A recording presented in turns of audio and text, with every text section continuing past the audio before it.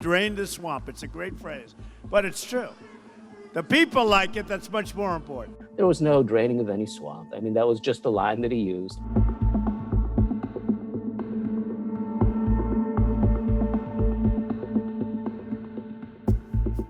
So when we win, we are going to Washington, D.C., and we are going to drain the swamp. We are going to Washington, D.C., and we are going to drain the swamp. Gonna drain the swamp. We're gonna drain the swamp, folks. We're gonna drain that swamp. The drain the swamp line didn't really exist until October of 2016. And it was something that came out of the Republican National Committee and Steve Bannon and Kellyanne Conway, who'd had it focused, grouped, and tested. And it showed that it resonated with people who liked Trump already and thought he was going to clean up corruption, right? The influence of big money, et cetera. Trump himself said, well, I thought it was kind of hokey and didn't want to do it, but then the audience loved it, and so I continued. He had no intention of doing any of that. We're not going to have any lobbyists involved with the transition efforts. And this is, when we talk about draining the swamp, this is one of the first steps.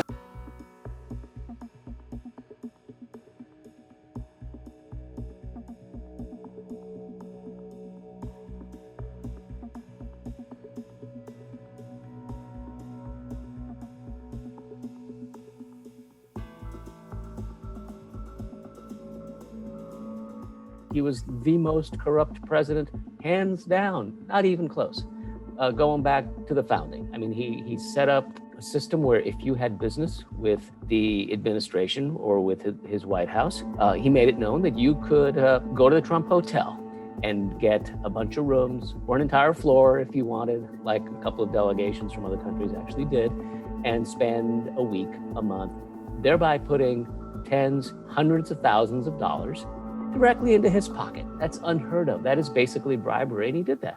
Anytime that there was a major conference or convention or meeting, you saw the Republican Party head off to a Trump property somewhere. I mean, they did any number of fundraisers at the Trump Hotel in DC, at Doral Golf Course, which Trump owns down next to the Miami airport, at Mar-a-Lago down in Palm Beach, et cetera, et cetera. And so this was a way, and I totaled up all the numbers. It was like $8.2 million over the course of 4 years. Now, interestingly, before Trump was a candidate, none of those committees spent a dime at a Trump property, right? This is all new because Trump had control of their parties.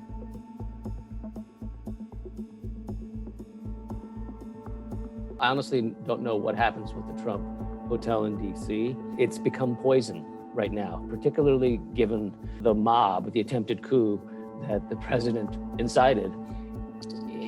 We've already seen major corporations, trade associations say, we're done donating to Republicans, period, right now because of what happened.